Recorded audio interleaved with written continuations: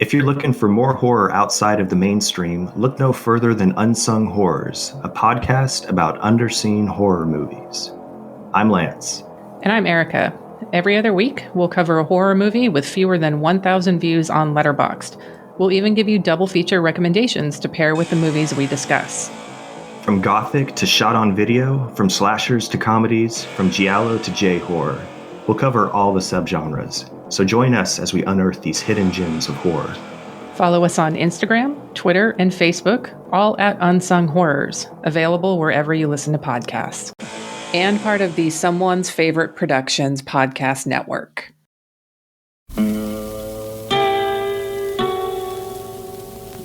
Hello, filthy movie lovers. My name is Gentry Austin. And I'm Casey Scott. And we're the hosts of the Sin Syndicate, film podcast for something weirdos, anti-criterion bros, and Joseph Sarno aficionados. Join us semi-weekly as we peer into the adults-only theaters and sticky-floored cinemas of the golden age of sexploitation, when the morals were loose, the laws were murky, and the intercourse was all simulated. Find us now on the Someone's Favorite Productions podcast network.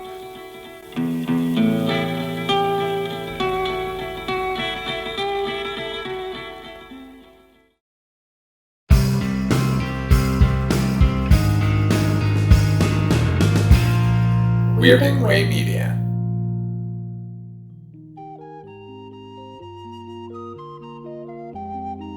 Night, Mr. Walters.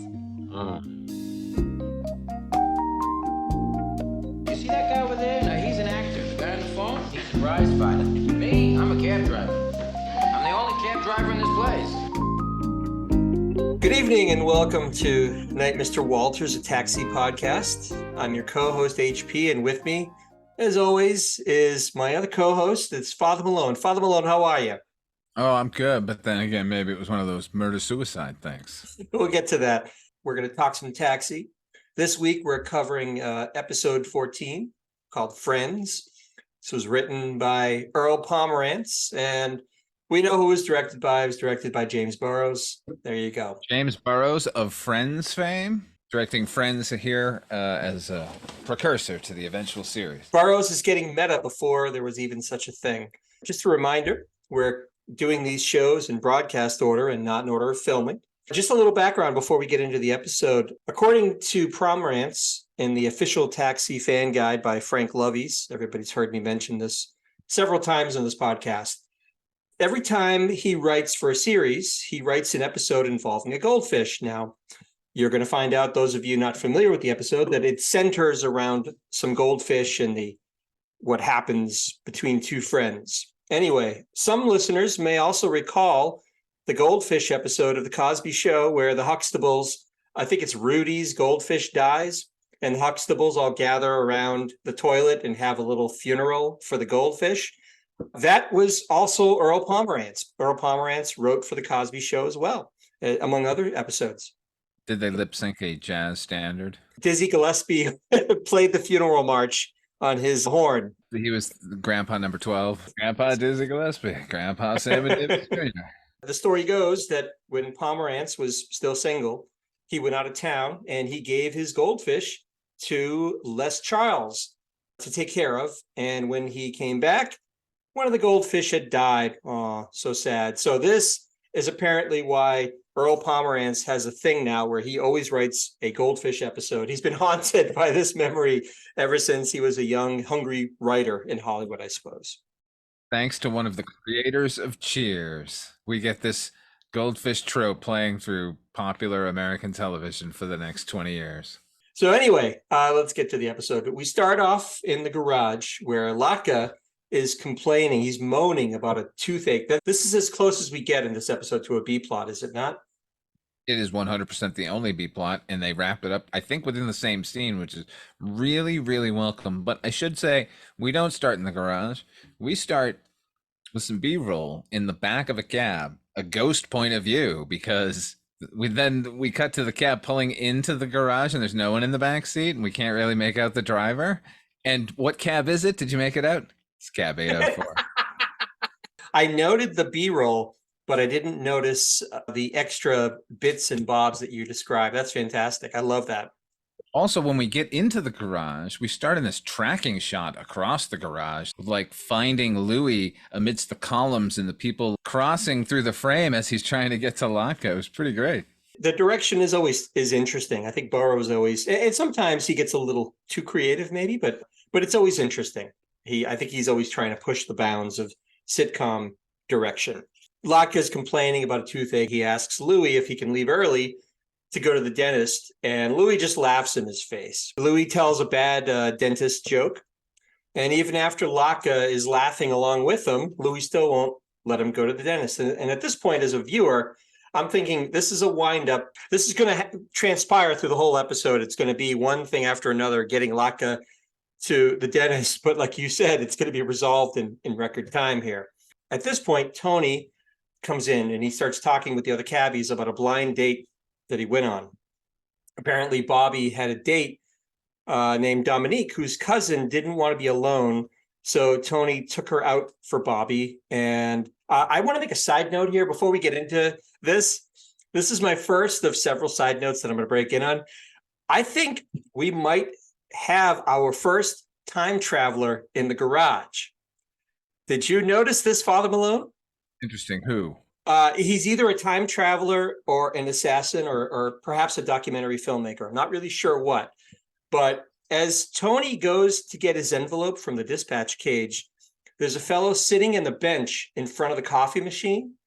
Yeah. And he has a green baseball cap on with a yellow bill. He looks a little out of place anyway. And he is looking over and or cleaning some kind of black object in his hands. Did you notice this? No, I did not. I can't believe you didn't notice this. I'm kicking myself for not. I'm always on the lookout for the background folk.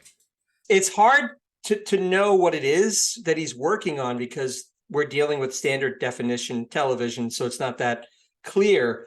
And there's some kind of white towel or rag in his lap as if this object has been wrapped in it, or maybe he's using it to clean this object. Is it a camera? Is it some kind of high-tech weapon? Is it something futuristic? We don't know. And what's more is the cabbies are all uniformly ignorant of him. Nobody looks his way.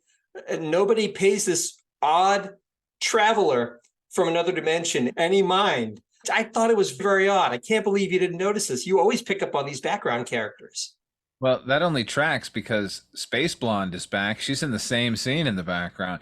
She's not wearing her NASA foam foil reflective gear today, however. She's wearing this form-fitting leather, might be suede, couldn't tell, rain jacket. She's wandering in the back there, so she might be in cahoots with that guy. Or he might just be like cleaning a carburetor, like giving Latka a hand. Well, that's where I landed with this, but I didn't notice. So you're saying Space Blonde, of course, from our discussion of Men Are Such Beasts. I think it was episode 10 that we covered. So yeah, yep. Maybe this woman that Bobby insisted that Tony take out, she's like a boxer. It's implied that she's too tough for Tony, which, as we know, Tony is a washed up fighter who doesn't have a good record anyway. So it's hardly surprising. It's not washed up. He's actively working. He is, but he loses a lot more than he wins. Yeah, that just means he's a terrible fighter. It doesn't mean he's a washed up fighter. I guess washed up implies that he's had some kind of glory period, which clearly he is not. So perhaps washed up. Robert Ryan at the end of the setup, he's a washed up fighter. Tony Banta is just a bad fighter. Oh, there you go. I guess you're right. So he's just a bad fighter. It's clear that Tony is doing this out of loyalty to Bobby. He describes Bobby as his best friend. And Nardo says to Tony, just because Bobby's your best friend doesn't mean that you have to do everything that Bobby asks you to. Ever sowing the seeds of discord, Burns, who's sitting there, says that, yes, he does need to do what his best friend asks him to do. What's troubling you? What's troubling you, Tony? Is Wheeler pushing you too hard as your best friend? Well, that's what best friends do. And you should expect the same. Just saying. Anyway, Nardo. And he even goes so far as to relate an example of a childhood friend. Burns has a childhood friend that he said he would do anything for this friend and vice versa. And they had a special signal that they would yell at each other when they were in need. And the signal, do you remember the signal, Father Malone? Yakabai, the most frequently used phrase here in Taxi. Yakabai, what does it mean? It means everything. It's like aloha, but cubed. It means ass, I think. It means fire. It means goodbye. It means something that would rouse people during a strike, like it's a strike chant. Yakabai. Continuing on our trend of Burns and his real mission in the garage, I can only assume that it comes from some kind of ancient devil worshipping language, because there's some reason why everybody knows what it means, but they can't agree on what it says. It's interesting. That is interesting. Maybe he sowed that seed of Yakabai. He orchestrated Latka's coming to America just to get him into the cab company to get that phrase in there. It's like one of the Lovecraftian old gods. It's like saying their name too much. You resurrect them. Yakabai. So he screams Yakabai, and as Father Malone was intimating, Latka comes running with a fire extinguisher because he's alarmed, because apparently Yakabai means something in Latka's language. But John assures him that it was only a false Yakabai alarm. In all seriousness, it's getting kind of sad. It's clear at this point, because we're 14 episodes in, and I'm sure at this point the writers were already saying to themselves, like, Burns is giving us nothing as a character. He is literally just a bump on a log in every scene we put him in. He hasn't been a main focus of an episode since Money Troubles with his wife, with Dorothy Hamilcutt. My feeling is, and this could just be personal feelings intruding, but it seems to me that it's fait accompli. At this point, I think we can agree as viewers, it's painfully clear that Burns has nothing to do in these episodes. I think they're already plotting how to get past him, because he's not doing it. He's just sitting at the table piping in a funny comment once in a while, but that's about the sum total of his action in any of these episodes going forward. Anyway, at this point, Alex and Bobby come in. Bobby, I don't know if you noticed this too, Father. Bobby has the collar popped on his leather coat, and it's so big and so wide, he looked like a low-rent Dracula, in my opinion. Did you notice that too? I absolutely noticed, except there was nothing low rent about it. He looked like a comic book character here. Here and in the next episode in particular, Wheeler's gonna completely comic book out. Yeah, there's some interesting stuff going on in the next episode, so stay tuned. At that point, Tony gets a call on the payphone. Wait, Jeff gets a line. Oh, he does. That's right. He gets the call, right? And he says, "Hey, yeah. Tony, it's the gym for you," right? Yeah. J. Allen Thomas gets his first line here. You know what's weird, HP? Yeah.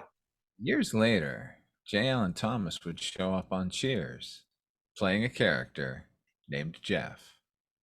He did? I didn't know that. It's true. That's a Halloween episode, too. So he goes to talk. And in the meanwhile, Bobby invites the cabbies to come over and watch, quote, the big game over at his place.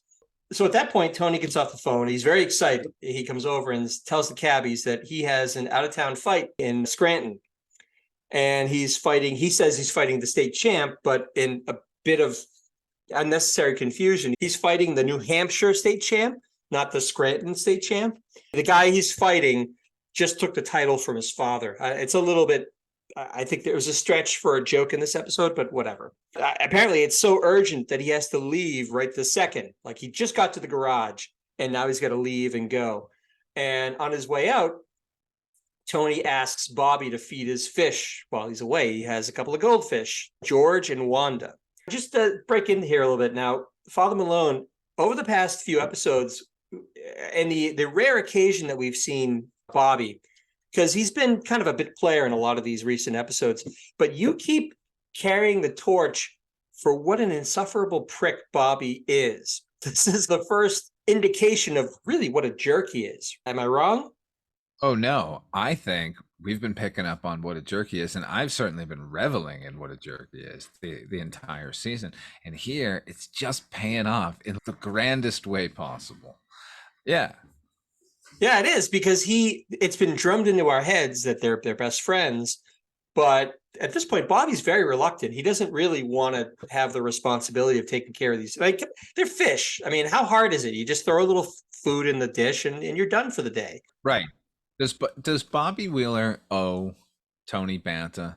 You're right. He does. He does. Yes, of course. He does need to feed these fish. It is no real imposition, but at the same time, he knows himself, and he knows he's already forgotten that he was asked to look for the fish or look after the fish. And that's going to be proven too a bunch in the episode. So him saying, "Don't put me in charge of your fish," is valid. Like, I'm going to kill him.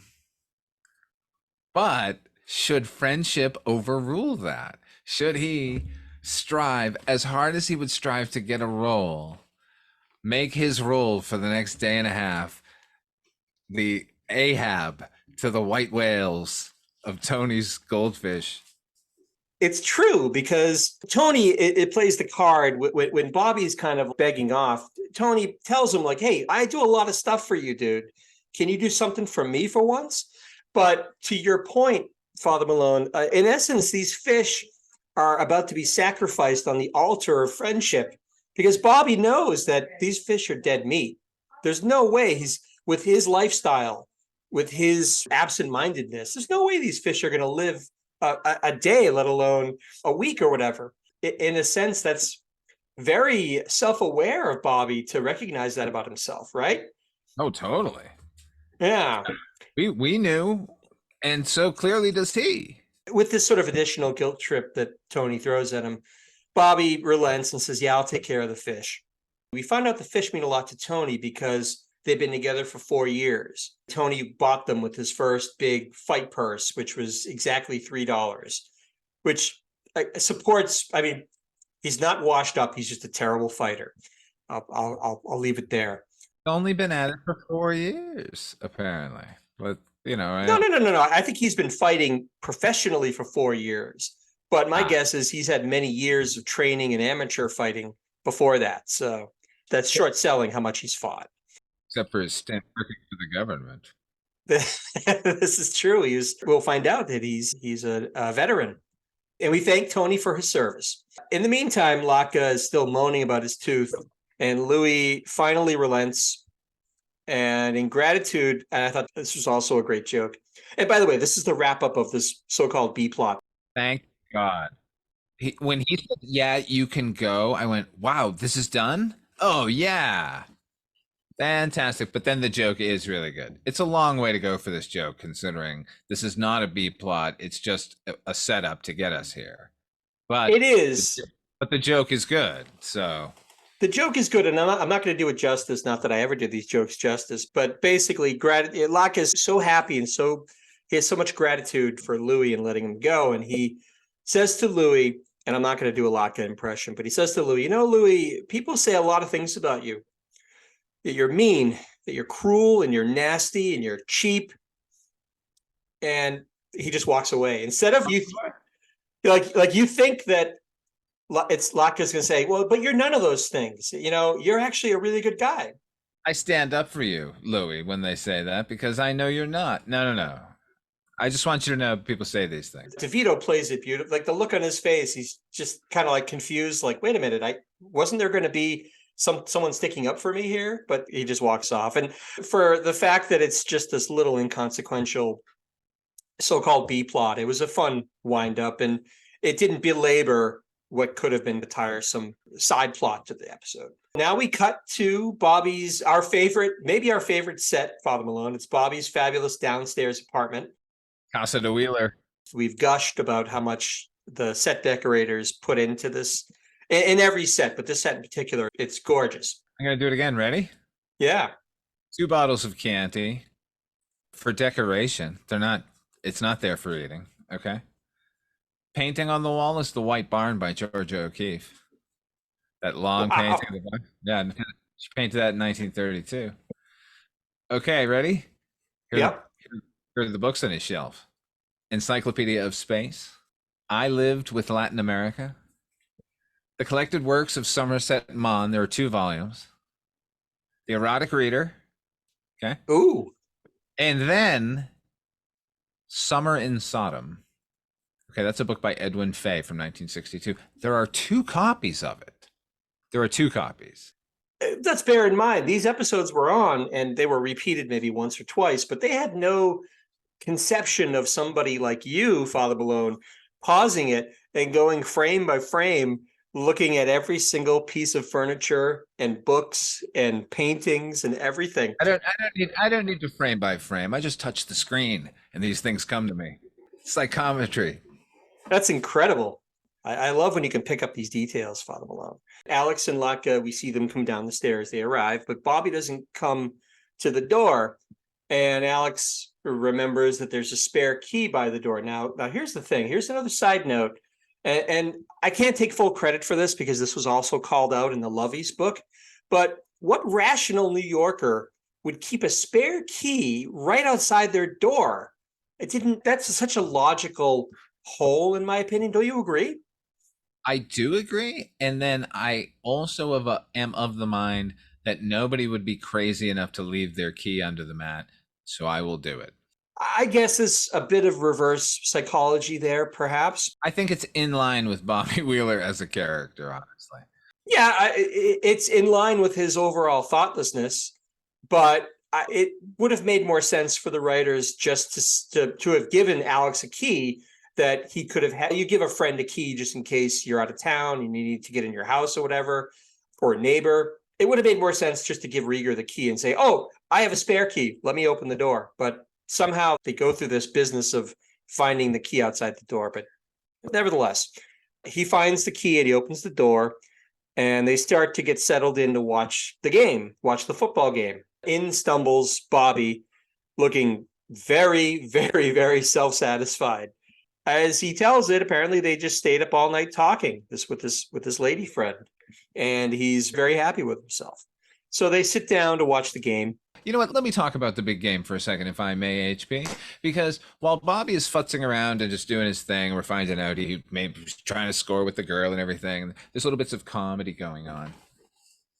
Rieger and Latka are seated at the television, and Rieger keeps calling out, Bobby, you're missing a great game.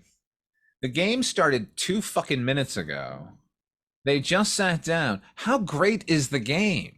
Did they turn over like 6 times within 2 minutes? That's the level of excitement Rieger is showing for what's going on that television is not really measured. Well, I think the only conclusion we can draw from this is that Alex is a very lonely man who just needs, he is so happy and so pleased to be away from the 4 walls of his apartment. He just wants some human contact. So I think that's why he keeps saying, Bobby, get over here, Bobby, get over here, because he just wants to hang out, right? He's just so desperate for human contact. Right. What's funny is he's sitting next to Latka, so maybe he's really just sick of Latka. Bobby, over here. I can't take any of the gibberish anymore, Bobby. Tony calls Bobby, and Bobby gives the phone to Alex, and they're talking about the fight and whatever. They chat for a bit, and Alex encourages Tony to win the fight, and Bobby does the same. The Platters are staying at the hotel with Tony. No, but it's only one of the Platters, right? It's a cousin. It's a cousin of one of the Platters. That's right, in Scranton. Bobby's incredulous that on the eve of one of the biggest fights of Tony's career, Tony is still concerned about these 2 fish, because as they're on the phone, Tony is asking about the fish and how they're doing and blah, blah, blah. Bobby says, what's so great about these fish anyway? They just kind of sit there floating on their backs. Bobby is a sociopath. I think he is. I think this is maybe a darker side to him. Maybe he knew he was full well that he was killing these fish. Not only the fish killing itself, but the inability to understand why Tony would be so attached to these fish that have been his companions for 4 years now. He's got a big fight coming up. What does he care about these stupid fish for? It definitely points to a lack of empathy, which I guess in its most extreme could be looked at as sociopathic. But yeah, I would say that the signs are definitely there. I think Tony is too naive and lunk-headed to really pick up on that. But I think Alex, maybe that's why Alex is always there as a buffer between them. Alex is there to protect Latka, I think, in this case, because who knows what would happen if Bobby's there alone with Latka. Bobby being this kind of scary sociopath, who knows? Maybe, you know how they say some serial killers kill animals before they get the guts to kill a person? Yeah. Maybe this is his entry into the world of serial killing. Who knows? He says to Alex, oh, they're just kind of sitting there, just kind of floating. And Alex says, well, you know, they do move their fins around. And Bobby says, these fish aren't moving. But he's still not picking up on the obviousness of the fact that these fish are dead. And at this point, they cut over to Alex, and you can see that Alex, the penny drops, and Alex knows that something's up. And he asks Bobby, did you feed the fish today? And Bobby says, oh, how could I? I just got home. He was out all night. Oh, but I'll feed him now. And he dumps this obscene amount of fish food into the little bowl, which I think anybody who's had fish as a child like me, that the look of that dried fish food floating and slowly making its way to the bottom of the fish tank is a common sight. Alex kind of face palms and says to himself, I don't want to go over there, because he knows what he's going to see once he walks over there, and it's going to become real to him. So he goes over and says, oh my God, Bobby, they're dead. And now my favorite line in the episode, I guess it was their time. He says it so naturally and so sympathetically. Jeff Conaway is great. He really sells the character. You know what I like about Bobby? He's not stupid. He's oblivious. There's a difference there, right? He just doesn't give a shit.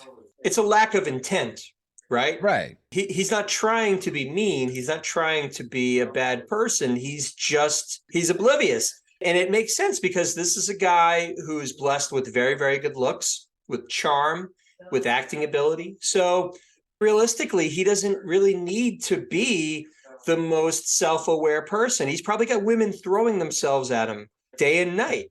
The only thing he doesn't have is a job, like a real acting job, at least now. But he probably was able to, with his good looks, he's probably able to float through life not really caring what people think. So it makes sense. After he says, well, it's just their time, is maybe my second favorite line delivery, which Alex says, both of them together? Like it's both of their time? Bobby wonders, well, maybe it was a murder-suicide thing. And we cut back to the garage. Alex, Elaine, and Burns are wondering, what's Tony going to do when he finds out? Because he's going to be coming home soon. My thought is Tony is going to knock Wheeler out. As we'll discuss, it almost gets to that point. I like the way they handled it, because that would be the easy thing to do. I did too. I'm going to end up really liking Tony Vanta as a character a great deal by the end of this episode. I think they're concerned more for his own feelings in the matter and less concerned about Bobby getting knocked out, which is probably what he should be expecting at this point. Burns, with no small amount of glee, says that Tony is going to be heartbroken. All is coming to plan, Burns says. He's at least playing at being sensitive, but now Louis is openly gleeful. He's like rubbing his hands together. He can't wait for Tony to get there so he can break the bad news to him. Is great here. He's shining. There's not a lot of Louis in this particular episode, but he's great. Just should be understood at this point that DeVito's always going to hit it out of the park. Alex warns Louis not to blurt out that Bobby killed his fish. And as we know, and we can continue to see, Alex is maybe the one cabbie that has the ability to get through to Louis because they have that interesting relationship. So it seems like Louis going to back off or what have you. Oh, yeah. No, but he's definitely not. Every time Louis threatens to say something, if you watch Jeff in the background, Jeff is absolutely delighted with Louis' behavior. It made me really appreciate Jeff as a character. Like he every time Louis almost hits with "your fish are dead," basically, like Jeff is not egging him on, but like enjoying the show. But do you think it's Jeff, or do you think it's J. Allen Thomas, the actor, saying, "Oh, this is hilarious. Like I'm really enjoying this." Well, I'm watching the show, and I only know the character of Jeff, and Jeff seems to be having a grand old time watching Louis De Palma in that cage. I mean, they're stuck together. He's got to like him in some way or another, right? There's got to be a point where you go, as long as he's not pointing it at me, I'm just going to appreciate it. So Tony ends up finally bops in from his trip, and the cabbies. Okay, wait. Before he gets there. Bobby's not there yet, right? Mm-hmm. Okay, Bobby's going to be late, right? That's what they tell him. Bobby's had 24 hours to concoct a plan.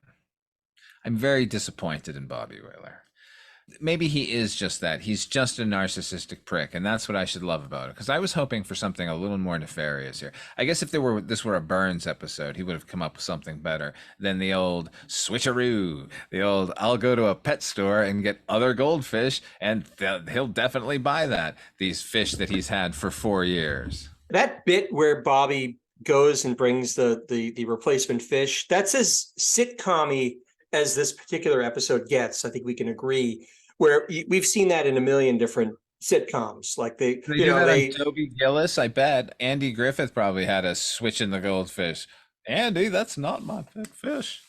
Yeah, I think Welcome Back Kotter did it. You could just go down the line. I'm sure there was a different strokes that probably maybe Abraham the goldfish, Arnold's goldfish died, and they tried to replace it. I think there definitely was an episode where they did that. Not to get ahead of ourselves, but I think that's probably one of my biggest knocks against this episode is that is a little bit too contrived and sitcom-y, but it is what it is. It doesn't kill the episode for me, but they could have been more creative with Bobby, knowing what we know about Bobby at this point. But so I agree with you. They could have done more with that. Tony comes in, cabbies make a big point of rushing over to him and in an effort to distract him or maybe just delay things so Bobby can get there. They start asking him about the fight, which he lost, of course. The cabbies are trying to make small talk with Tony about his trip, and he's talking about Scranton, how cold Scranton was, and da-da-da. And all the while, you see Louis just looming in the background, waiting for his chance to come up with a one-liner, and it's a great piece of comedy business. But then Tony pulls out a gift that he brought for the fish.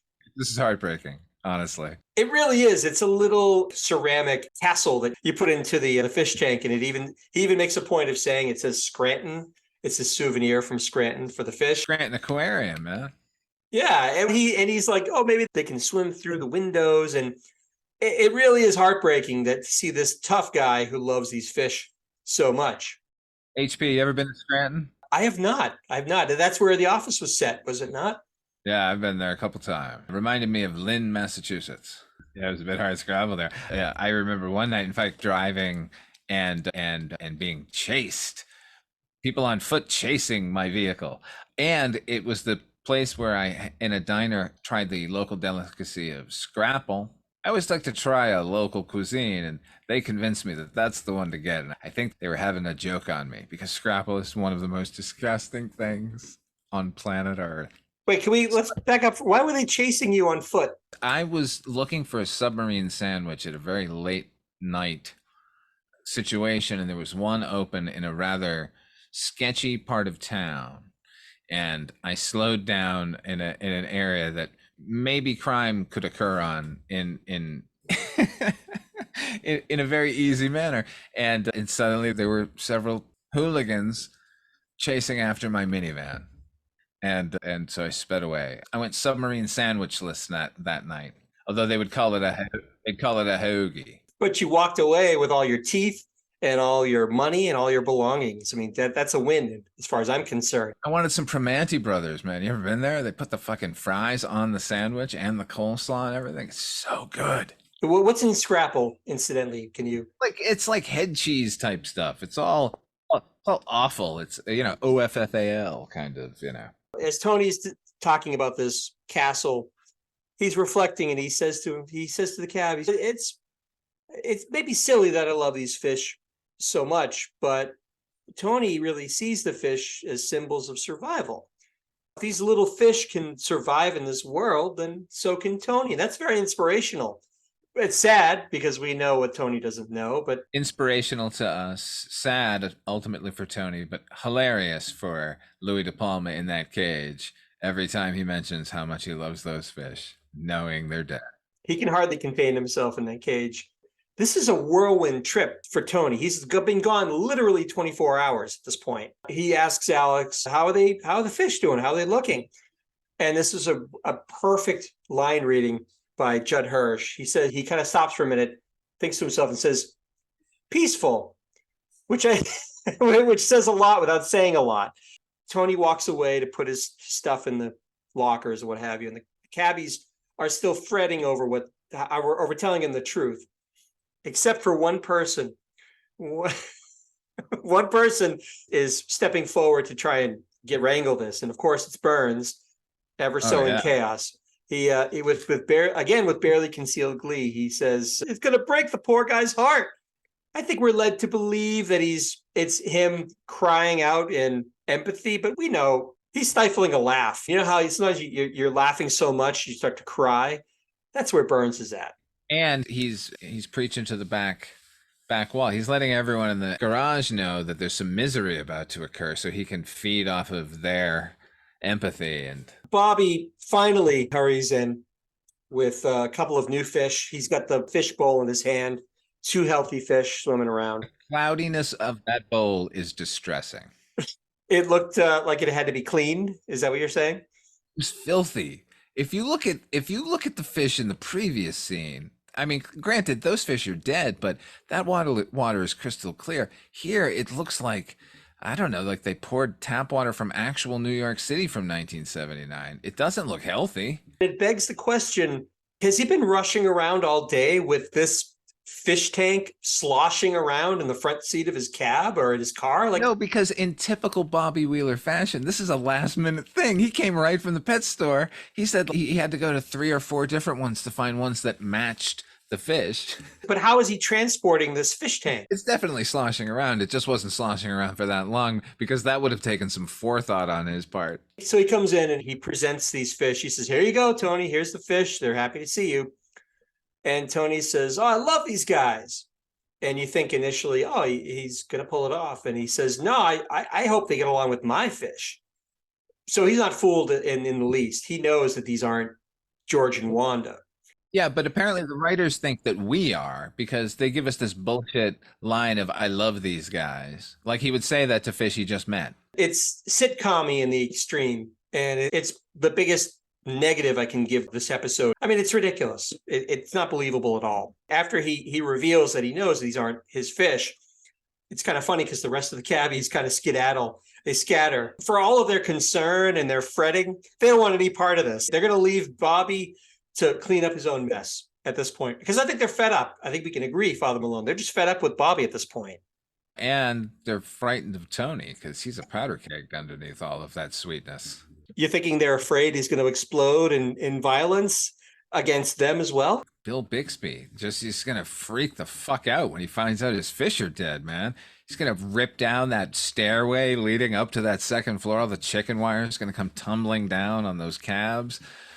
Space Girl's going to go running, definitely. Bobby's left with Tony there, and Tony asks where his fish are.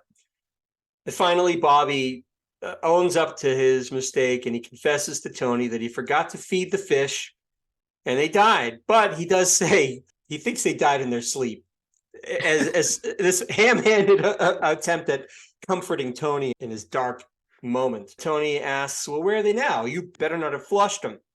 And Bobby says, "No, of course not."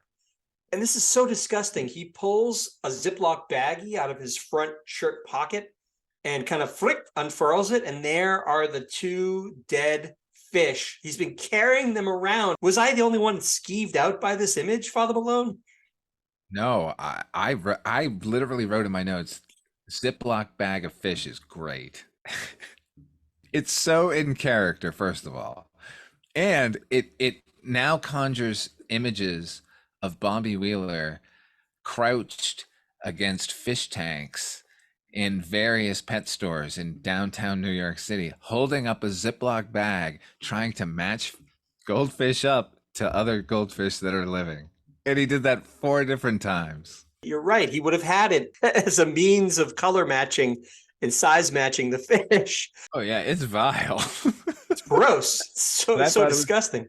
I was delighted by it, though. At that point, Tony sullenly just says to him, "You killed my fish." The air is charged with the very real possibility that he might, as you say, he might explode.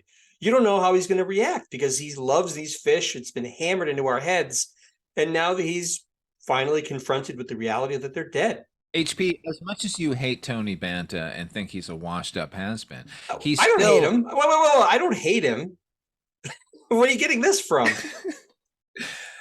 Anyway, as poor a showing as he gives in the professional boxing world, he could really do damage to Wheeler with one punch.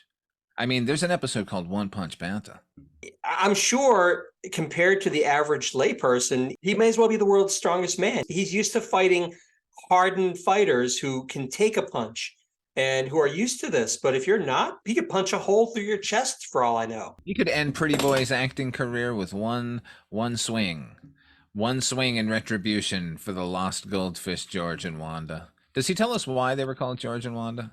No, that's the one bit of info we don't find out. Probably they worked in the production office in some way. That's usually the answer here on Taxi, I've noticed. Bobby does at that point. He offers just to let Tony hit him. He just says, I know you're mad. Just hit me. Just don't hit me in the face because I have an audition.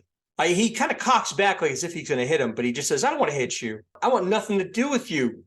And I love this. This is such a TV sitcom thing. He says, I want nothing to do with you, friend. Like he has this derisive way of saying the word friend. Kind of reminded me of the Brady Bunch when they were calling Peter when he was in the school play and they all kept calling him Benedict Arnold. But they had this way of derisively calling him Benedict Arnold, even though he was just playing Benedict Arnold in a play. But there was a way that they twisted the tone of it to mock him almost. Yeah. And that's kind of what we're seeing here when he says friend. Friend is normally a happy word. It's a term of endearment, but not the way Tony says it. Oh, no. No, it's so weird that your reference for that is another 70s television show. That's my cultural reference point, I guess. I don't know. I speak the same language, so I get it. We cut to commercial and it's what's going to happen now. So cut to the next day. Tony's coming in doing his thing and Bobby is so over the top trying to get Tony's attention, trying to get him to talk to him, interact with him, make conversation. He tries to get Tony to talk about how much he booked. He won't answer. But Louis answers that he booked $90, fish killer. Now Louis has, he doesn't have to stop for anybody. He could just call him fish killer with impunity. Tony continues to ignore Bobby in his attempts to chat. I think at even one point, Bobby says, hey, I got 2 tickets to the Islanders. You want to go see? He just walks by. Here's another side note from this episode. Did you see this? So he offers him the tickets. Yeah. Tony does nothing. Bobby takes the tickets and throws them on the table where Burns is sitting. Yeah. Did you notice what Burns did? Did he take them? He took the tickets. It didn't look to me like Bobby was offering them to Burns, like, here, take my tickets. He certainly was not. No, he just kind of flips the tickets on the thing. Burns shrugs to himself, picks up the tickets and looks at them. I can only presume now he's going to the Islanders instead of Bobby and Tony. I was just struck by the fact that these weren't his tickets. They were not being offered to him specifically, and yet he takes them. And Bobby is so wrapped up in Tony being upset at him that he doesn't even care. So that was interesting. I thought that was fascinating. Bobby goes to talk to Alex about what's going on. He's desperate. He's trying to find a way to get through to Tony and hash this out. Before that, HP, Tony completes the second of the here's how a tough guy sits down. We've seen him turn the chair around 180 degrees and get the back resting against his chest. Now he does the leap up hands-free onto the hood of a cab. Does he even put his hands down? He just kind of leaps up like a high jump. That's right. Tough guy getting on a car hood. Alex initially tries to act a little tough with Bobby and resist because I think he wants Bobby to realize what he did was wrong. So he doesn't jump in immediately to help Bobby. But eventually he says to him, you want me to talk to him? And Bobby says, yeah, I'd like you to talk to him. He asks Alex to invite Tony to his place for some beers and they can talk it out with Alex there to mediate. He sets a meeting. He asks Alex to set a meeting so they can sit down and hash out their problems, right? Yeah. He instigates this meeting because we guess he feels so bad. In fact, he says he feels really bad about this situation. He wants to make amends, right? Or is it that as a sociopath, he realizes the social cues that he has gone beyond the pale and now actually needs to make amends to this other person so that they can not know that he actually feels no emotions at all? That's why he became an actor, to try and figure out what emotions were. Maybe that's his best shot at playing at the emotion of trying to be sympathetic. So he picks the most emotionally grounded person in the garage to help him. Look, if you're going to try to act in the part of a policeman, what do? You go see a policeman, you interview them, you talk to them, you observe them. So I guess maybe Bobby is trying to assume the part of a feeling sympathetic, empathetic person. So who does he go to? He goes to Alex. That's actually kind of brilliant. Why he wants Alex there so he can take his cues from Alex. How is Alex reacting to the way Tony is talking? Oh, okay, then I should be sad now. Okay. Things have taken a very dark turn. I don't know. I thought it couldn't get much more dark than Burns, but now we've got Bobby, who is a sociopath. I can't help it. Alex tries to convince Tony to agree to this, to go to Bobby's apartment, but he's not letting Bobby off the hook. Tony says, give me one good reason why I should do this. And after Alex pauses for a moment, he volunteers because the fish would want it that way. This was just a Hail Mary on Alex's part. To Alex's surprise, Tony actually, this finally convinces him and he agrees to go to Bobby's apartment to talk this out. We cut to Bobby's apartment again. And once again, Alex is there early. Tony's with him. They get there early. They let themselves in. No Bobby. Everything is, I think the lights are all turned off and Bobby's not there. And Alex figures, well, it's probably a little bit early and he's probably getting food, because let's not forget, Bobby is desperate to end this conflict between he and Tony. So you would think he's going to pull out all the stops to make this happen. Ask them to be here. Yeah, it was his invitation. Exactly. So while they're waiting, Tony starts complaining about all the stuff. He's walking around the apartment and he's pointing out all the things that Bobby has borrowed that he never gave back. He's like, well, that's my lamp. Those are my barbells. That's my clock. And that's my football. And the whole apartment is filled with things that thoughtless Bobby has taken and never given back. And at this point, Alex, he tries to stick up for Bobby and he says, well, maybe he's just forgetful. In Tony's reckoning, he says, there's guys that he doesn't even like that treat him better than Bobby treats him. He says one guy he hates treats him almost as good. I think he's been lying to himself for a long time and convincing himself that he is his best friend. But the more he digs into all these reasons why he's not a good friend, it's turned his whole mentality against Bobby. He says, I don't know why I'm friends with him. He treats me creepy, tells me I'm stupid, and then on and on. And then he starts telling, there are other guys that I like less than him who treat me better. But I want to go back to the first thing he said. He treats me creepy? The fuck does that mean, HB? It's a little chilling, given what we now think we know about Bobby. There's a lot of darkness to this character, right? He treats me like I'm a creep, or does he treat me in a creepy manner? It's so vague that it's maddening. I've been thinking about it ever since. I agree. The wording of that line, it really is open to interpretation. I think in the extreme, it's a very disturbing line, the way he delivers it. He treats me creepy. I don't know. It's a phrase I'm going to puzzle over, so I can't give you a definite answer. What I love about this scene is I actually think it's probably one of the more realistic pieces in the whole show. I love that Tony's getting this all off of his chest, perhaps for the first time, really describing to himself, at least, what kind of person Bobby is and what he thought Bobby meant to him. And maybe he's not the friend that he assumed he was. I like that about this scene. It's played, sort of realistically in that respect. What did you think? I absolutely agree with you. What I came away with the scene is not only, well, it's part and parcel, because his figuring out what his relationship is with Bobby mirrors his reaction to it, in my mind, which is very evolved. Tony is played as a dope a lot of the time on this show.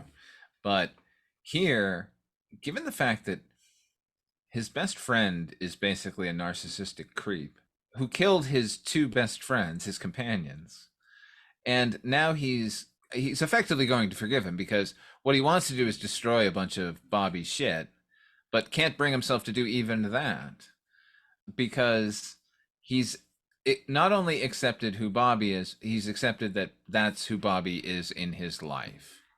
Which, man, oh man, I'm 50 years old and I can't see my way through some relationships like that. It's a remarkable piece of self-awareness for the person that up to this point in the season is one of the most lunk-headed characters we think, because he's just a palooka, right? amazingly, in this bit of self-reflection, he maybe understands better than anyone what's going on with Bobby and his relationship to Bobby and how complex that is. I think that's really amazing. Just at that point, a giggling Bobby stumbles in to the apartment with a fur coat clad woman. And initially, he's kind of standoffish. Like, again, this is the obliviousness coming to bear. Like, he is like, what are you guys doing here? Like, he gets mad. Once again, Wheeler, who set up this meeting at his apartment, has shown up with a girl and is like, what the fuck are you guys doing here? Get out. That meeting could not have been set up more than 8 hours prior. Right. By the way, you know what? Did it actually, I'm going to take back some of what I said about Tony. It took him this long to figure out who this guy is and that you shouldn't leave your fish with him? Get the fuck out of here. Let's assume they're at the garage and let's say it's 5:30, 6 o'clock, let's say. Ostensibly, they're going to be doing dinner at his house. So it was probably not 8 hours. It could have been like 2 hours. It could have been 3 hours since he's the one who set up this meeting. Yeah. So that's amazing. That almost points to, like, you have to wonder, did Bobby have a head injury that affects, is he like Memento? Does he have a lack of short-term memory? Right. It's either that. It's good that it's about goldfish this episode, if his memory is actually that long. Or is it that he is, in fact, a goddamn sociopath who just likes to play dumb? Like, I likened Burns to a Jim Thompson villain or hero, you know, playing like they're dopey, but really just scheming on the inside. Like, that's the only other option. I don't think it is with Bobby. I don't think he is a sociopath, but it is very alarming that he has forgotten this quick, this meeting that he set up to ameliorate the situation that he created through his own forgetfulness. You know what? Let me walking back what I said about Banta's character. It is very evolved. This is about him accepting his friend's place in his life less than accepting that his friend is a dickhead. He always knew his friend was a dickhead. But it also begs the question, so if he can barely remember a meeting that he set up not 3 hours prior, how the hell does he expect to become an actor who has to memorize lines and lines of dialogue and perform them? How can someone who has no short-term memory even hope to do that? I wonder. Okay, maybe he doesn't have to necessarily be a sociopath, but I'm going to go back to what I like about Wheeler to begin with. He's just a prick. If he got a part in a play or a commercial or a movie, he would know every line. He would be on set every day. He would wake up 8 hours ago. He wouldn't sleep the night before because he'd be so excited to not miss that opportunity. That's true. When it would benefit him and him specifically, I'm sure he could put in the extra effort to remember these things. But he killed his best friend's fish. He's desperate to make this right, and he can't even be trusted to show up on time for his own self-intervention, if you will. It's absurd. It really is absurd. He really is a special kind of jerk to do this. It is, but really, this is about Banta's acceptance that test that he put Bobby to was a bullshit friendship test. It's like thinking you can change a person in a relationship, right? Like, that's your expectation. It has nothing to do with them. He fully well should have known Bobby is going to kill his best friends and tried hoping against hope for that not to happen. It's like the old, with the turtle and the scorpion. Like, well, yes, of course I was going to sting you. I'm a scorpion. That's my nature. It's almost okay because at least Tony understands the kind of person Bobby is, and he still loves him. There's no easy solution at the end of this episode, HP, but there is a macabre solution. We'll get to that. Alex goes over to Bobby, who, as I said, is kind of upset that these guys are in his apartment when he brings a woman home. Alex reminds him that they're here for Tony. Bobby, if nothing else, he makes a show of realizing, oh, I can't believe I forgot. Oh, man, da-da-da. Alex starts to spew some invective at Bobby and really tears into him for not having the common courtesy to remember that this thing's happening. The girl, Dominique, starts to leave, but Bobby asks her to wait in the bedroom. He's going to try and figure this out. All the while, Alex is tearing into Bobby so much that it's Tony that tries to defend Bobby. Now, Tony is the one who has the biggest gripe against Bobby of all of them because He's been a jerk to him for who knows how long, and he just killed his fish. So it's interesting to see now Alex, the peacemaker, is now the one who is giving it back to Bobby even more than Tony, right? Crisscross.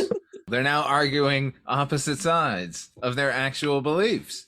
And stuck in the middle just watching. It's a great scene. It's stuck in the middle watching it as Bobby Wheeler. And in a confounded way.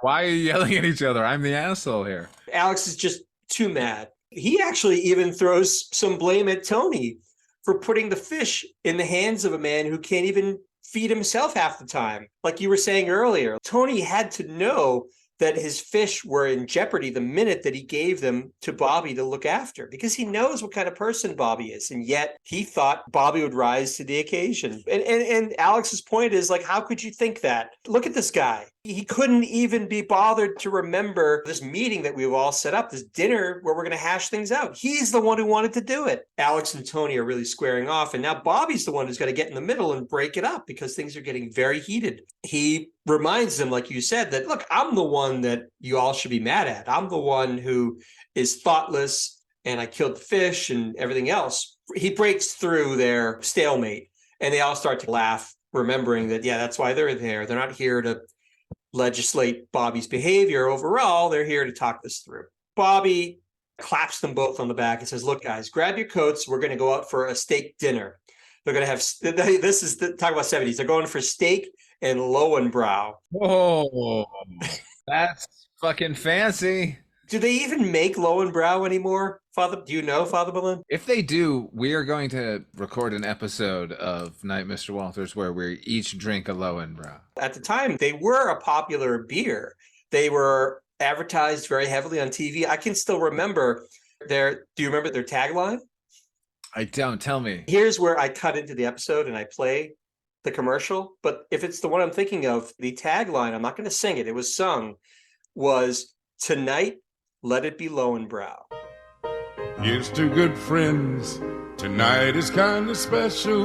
The beer will pour. Must say something more somehow.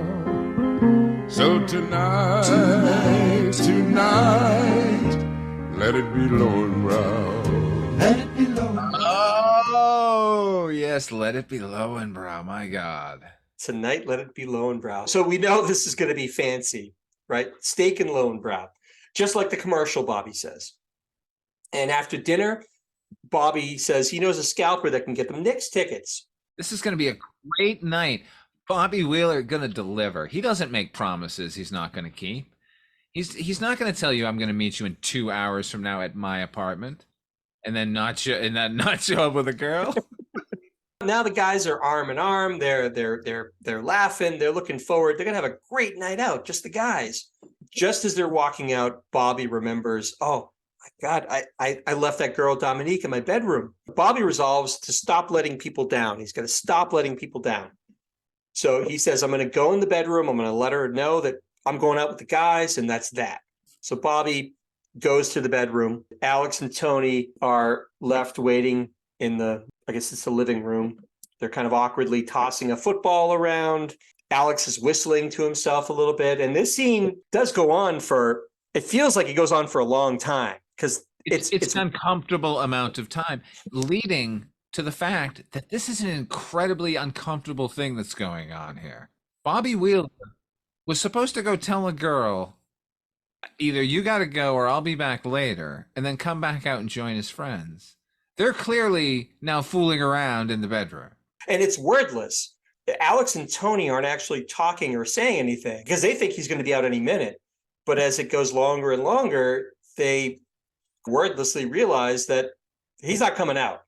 He and this girl are probably in for the night. We can see a leopard rarely changes its spots. And Bobby, once again, this is another example of his thoughtlessness, of his obliviousness, right? Of his self-absorption. And I love him for it. Here he goes. He just continues to be him. By the way, in the weirdest kind of uncomfortable, to the point where I kind of love him on another level, because this is out of hand what he just did.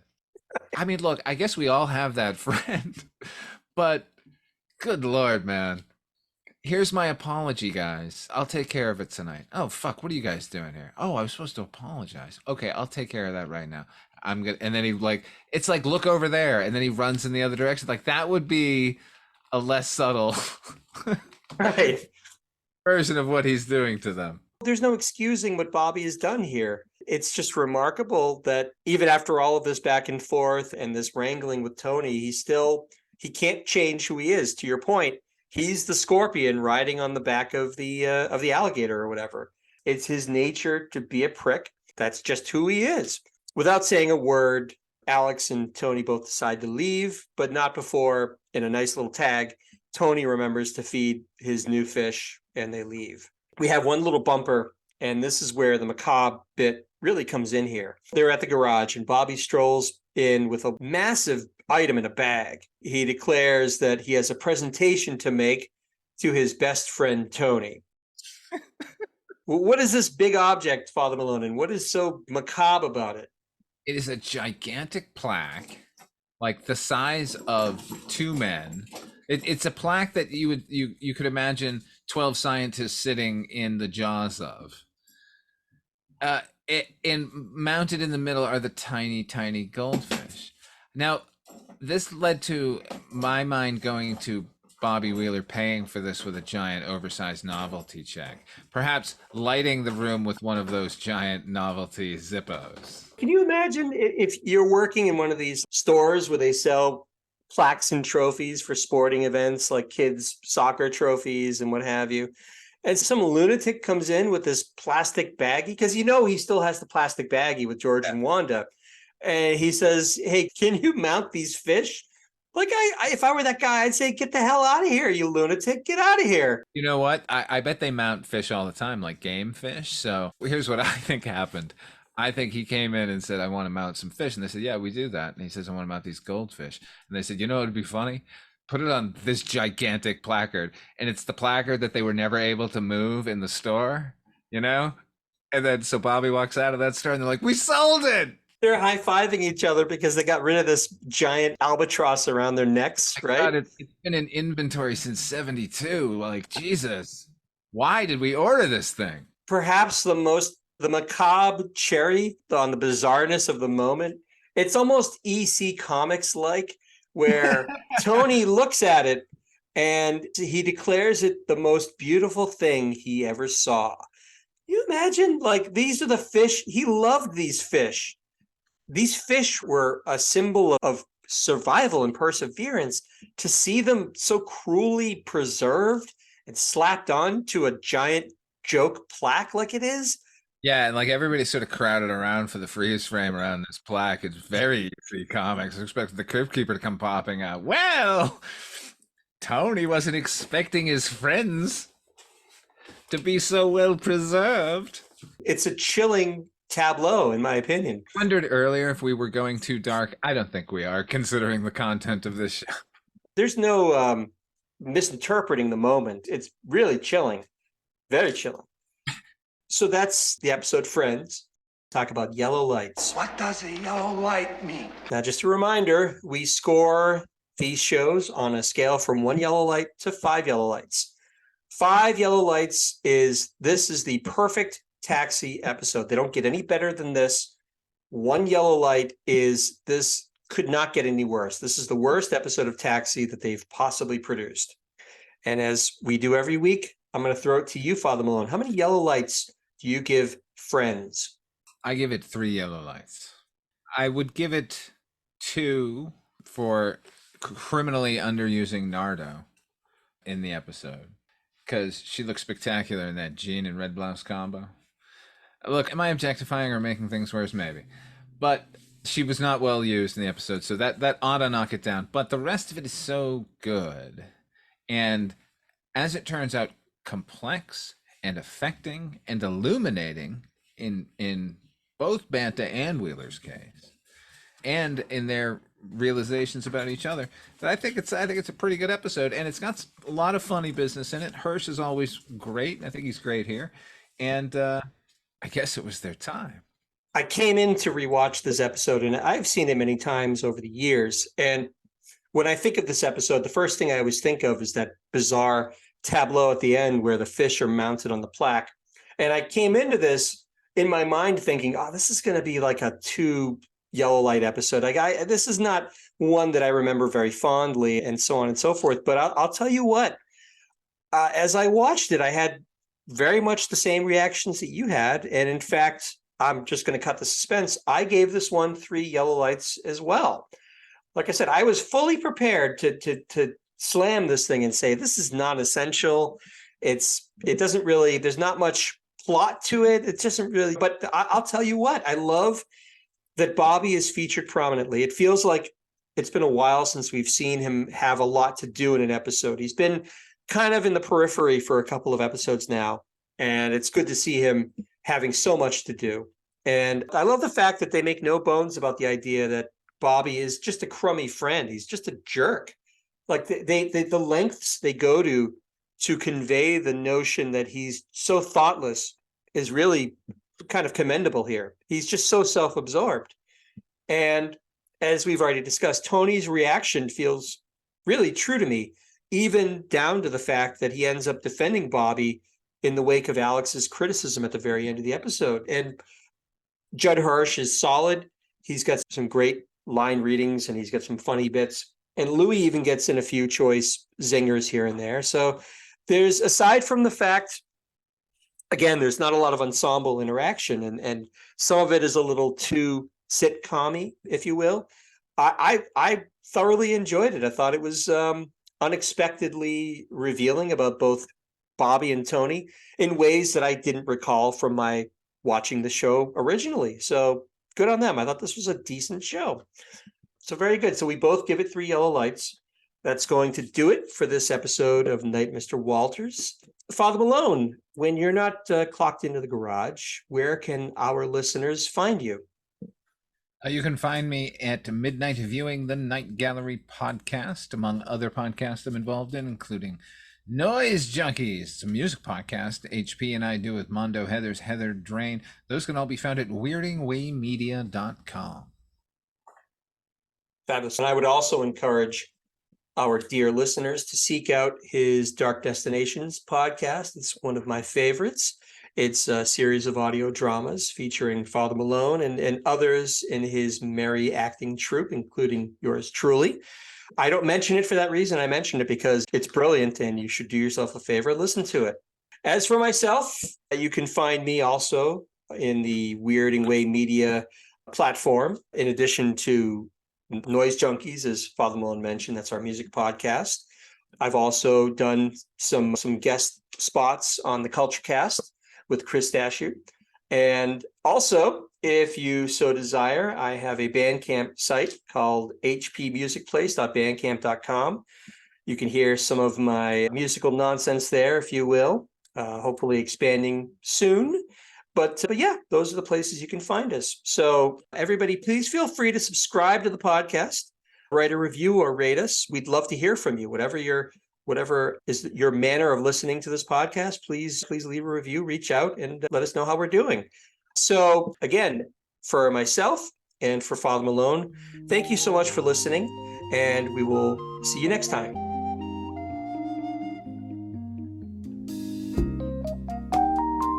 Night, Mr. Walters.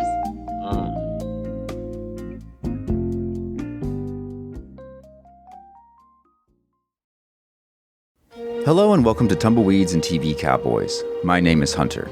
In this podcast, I'll be joined by a different guest each week to discuss a classic Western movie or TV show. I've been a fan of classic Westerns for as long as I can remember, and in recent years, they've become very nostalgic for me. I love the aesthetic, the tropes, and I love seeing different filmmakers' takes on them. At their best, they're incredibly entertaining, rewatchable, and some of my all-time favorite movies are Westerns. We'll mostly focus on Western movies made in Hollywood, but we'll also be covering spaghetti Westerns, and one thing I'm very excited to get into are Western TV shows. I've got some amazing guests coming on the show, film professors, historians, and podcasters. And Tumbleweeds and TV Cowboys is part of the Someone's Favorite Productions podcast network, and many guests on the show will be from other shows on the network. Thanks for listening.